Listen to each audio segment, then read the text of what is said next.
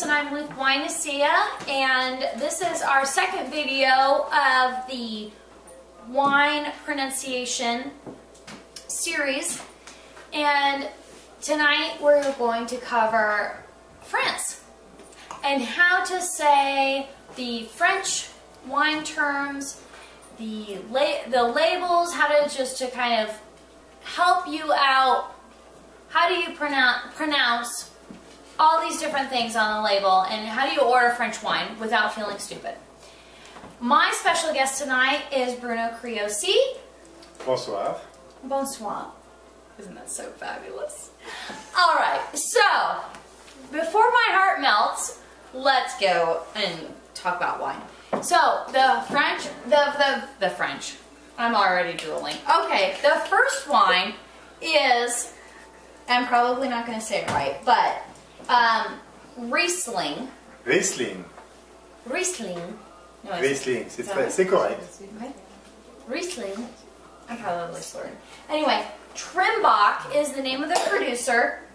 But what I want Bruno to really help us with his native French accent, is a little bit more about what is on the label that is really hard for us to pronounce. Let's go over this whole appellation. Please, Bruno, help me. Yes, in France we have over 400 appellations d'origine contrôlée. Basically, each appellation has its own specification how to produce the wine. And Riesling has its own also. And it gives all specification how to make his Riesling wine. So when you see appellation d'origine contrôlée, let me try and repeat this, because yes, I'm going to probably not say it right. Yes. Appellation d'origine contrôlée. Okay. Basically, appellation is the name of a specific terroir. And so Alsace, or did I say it right? Alsace is a French department. This is correct. And this is a department of Alsace. But you can have in one department, French department, you can have many appellations d'origine.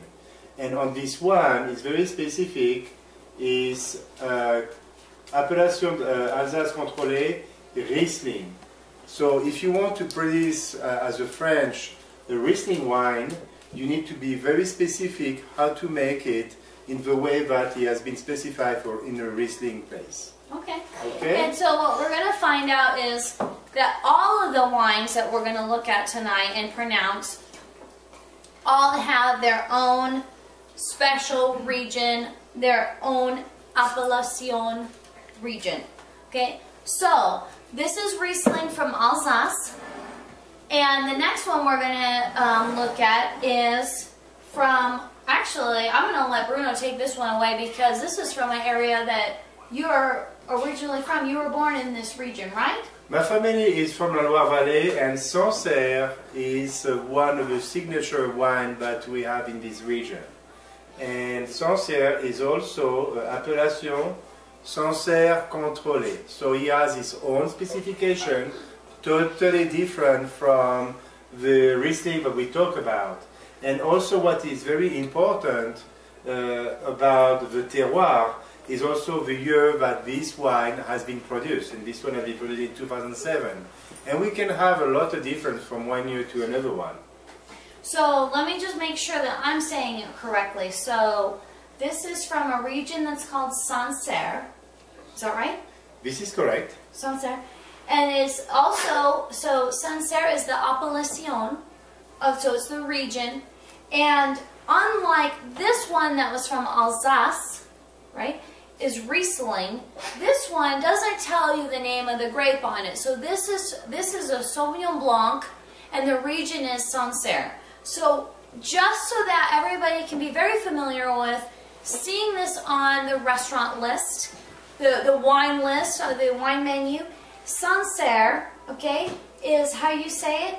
And again, you would be thinking when you see that Sancerre, Sauvignon Blanc, so something very light, dry, white wine that has got nice mineral component, some citrus fruits, all that kind of stuff. So that's what you're thinking about. Not thinking about Sancerre Sauvignon Blanc. That's what you're thinking about. Okay, the next thing we're going to move on to is some red wines. The last three, we've got some really great red wines to share with you. The first one is a great, very popular red wine that you see on a lot of restaurant wine lists.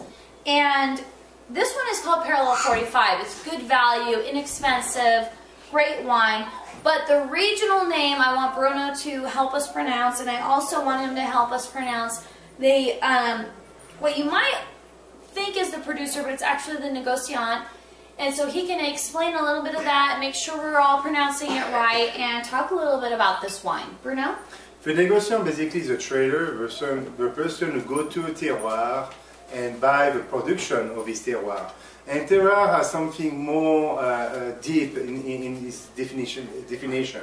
The terroir is about people, the weather of this land, the land is in itself, and also the grape who grows on this land. So basically the terroir has four components who are vital, very important to understand where a wine can come from. It's a very cultural, weather, people, and the grape. Not in the US, we talk about the grape, and here we talk about the culture behind it, and it's about a 2,000 years old culture. And so how you would pronounce it is terroir. Terroir. Terroir comes from terre, earth, and earth basically earth. Okay. is a place where you have people, land, weather, and grape all bound together. All right, so terroir is telling you about how that regional influence, the people, the soil, the climate, the weather, all of that stuff is what makes this wine unique. Now tell us a little about, what is it telling us about the region? Côtes-du-Rhône is one of the main regions in France of production, and we know on this one, it's the producer is Paul Jaboulet-Henné, and he produced his own wine, and this bottle has been produced in 2007. So we have a good definition of a terroir, the person who produced in his land this wine, and in which year. Basically, we have a good way to track this wine. Okay, so let me just try and repeat that, and you correct me if I stumble on this. So this is Côtes-du-Rhône. Bien sûr. Côtes-du-Rhône. And Paul Jaboulet. Paul Jaboulet-Henné. Henné. Très bien. Paul Jaboulet-Henné. Okay, so there, you would see these names over and over again. The Côtes-du-Rhône you would see on a restaurant list. Be very familiar with this. This is a nice blended red wine, easy drinking. Don't be afraid to order it.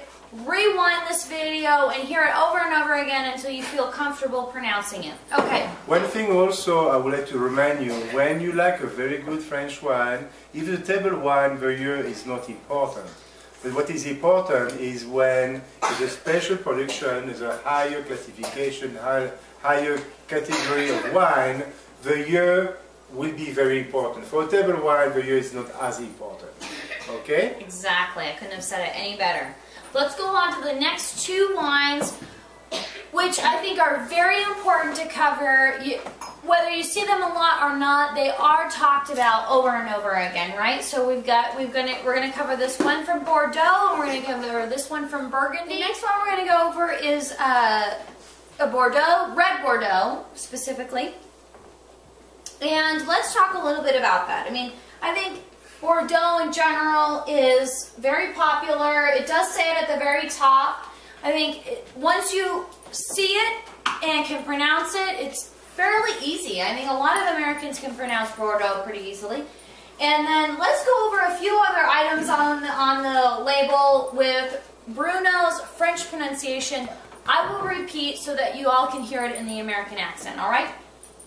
Let's go over the producer, a little bit about what it's describing on the label. Bruno?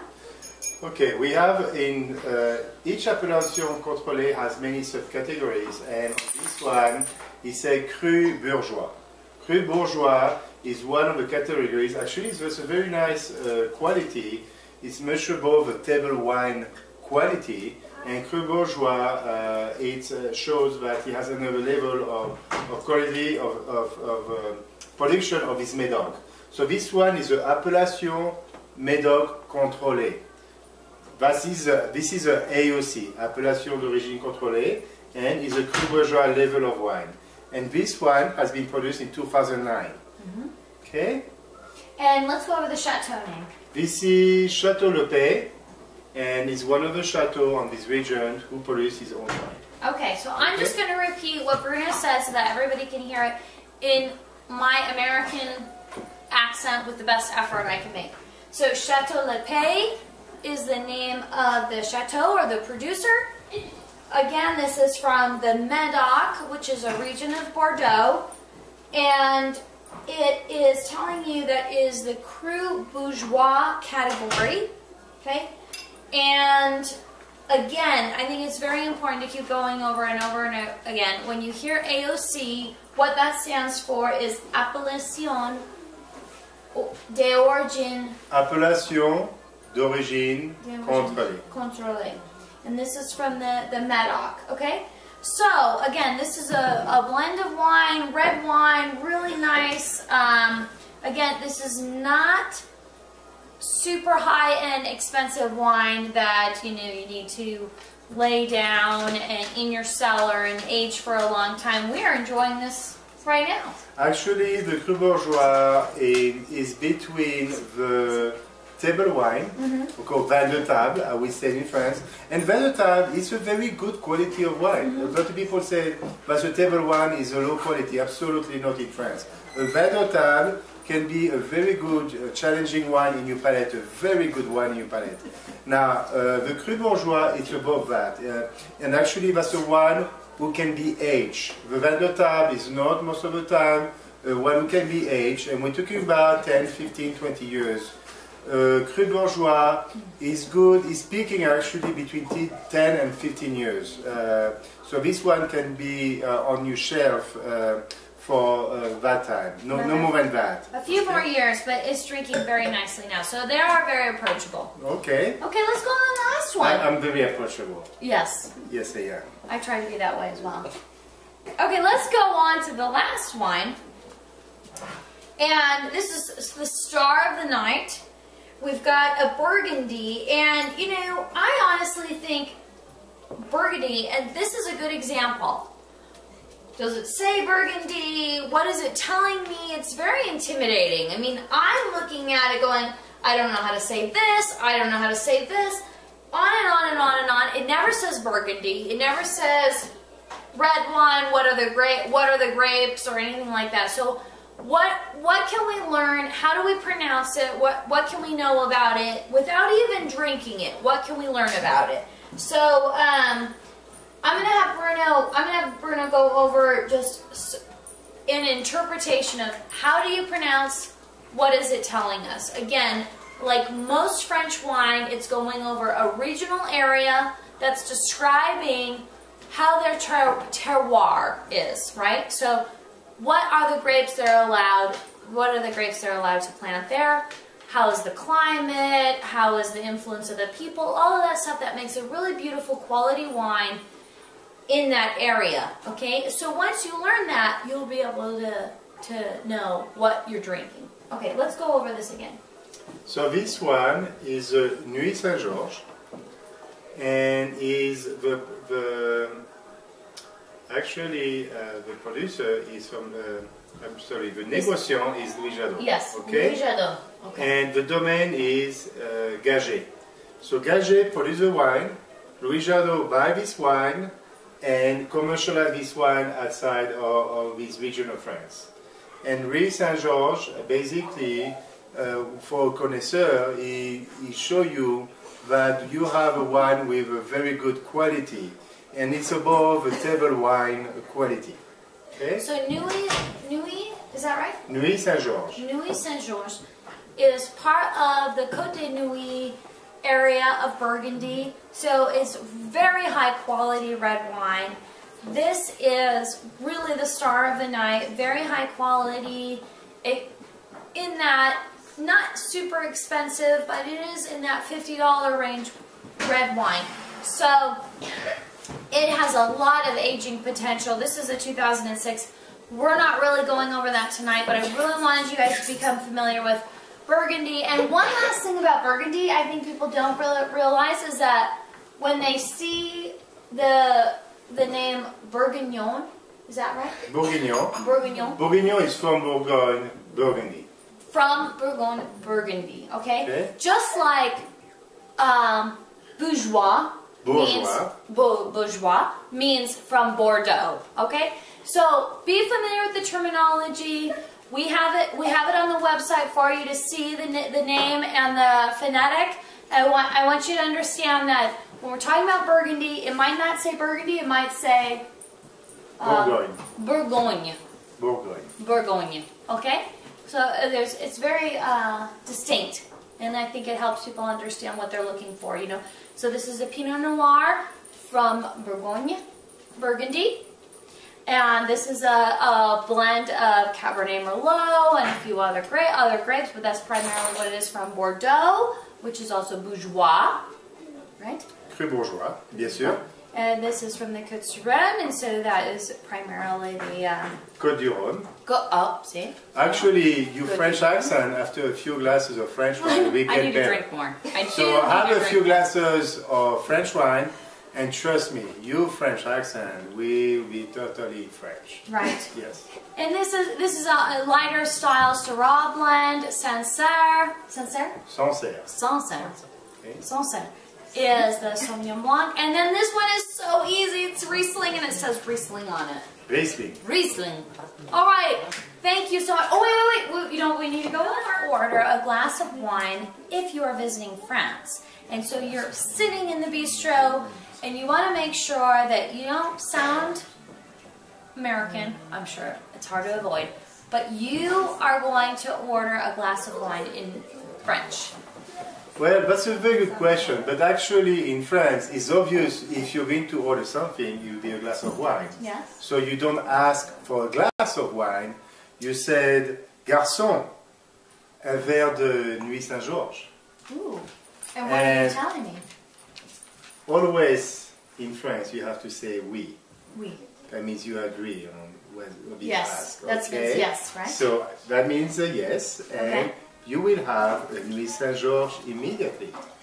And what did you just say to the waiter? So you were saying Garçon. Garçon. That Nuit means- Saint-Georges. You specify immediately what kind of terroir of wine okay. you would like to have. And what if you didn't know? Like, what if you just wanted red wine or white wine? What would you say? You specify the terroir. Always you ask, please, s'il vous plaît. S'il vous plaît. But what is important is to ask about which terroir you want. Ah. And évidemment, the garçon will understand we have over 400 and maybe 470 terroirs and or appellation d'origine contrôlée, and he will understand immediately which one you're looking for. And so you could say the same thing for the Sancerre. For anyone you would like, you just ask for the appellation d'origine contrôlée, and he will have a wine immediately available for you. If he doesn't have this one, he will immediately recommend to you something similar, alternative or something. an alternative. Okay, so Garçon, Garçon, Sancerre. and un verre de Sancerre, s'il vous plaît. What is un verre? Un verre, a glass. Un verre de Sancerre, s'il vous plaît. Un verre de Sancerre, s'il vous plaît. And voila, and he voila. will bring a verre de Sancerre, and you will taste it. Now, one thing that we use in the US is we taste the wine. On the table wine, you do not do the tasting, okay? We do tasting only for aged wine, the one who has a year of production, and because you want to understand your palate if you like this year or not. Mm-hmm. For a table wine, you don't need, and I recommend you go straight to your glass of wine, you don't need to taste it. Sure. Okay? Yes, I agree. Well, santé, Santé. à la tienne, Oh, what's that? to use. How do I To, say it? à la tienne. À la tienne. Or à la vôtre if I want to be more formal, but we spent already 2 trips in France together. Yes. So I can say now à la tienne to you. À la tienne. À la tienne.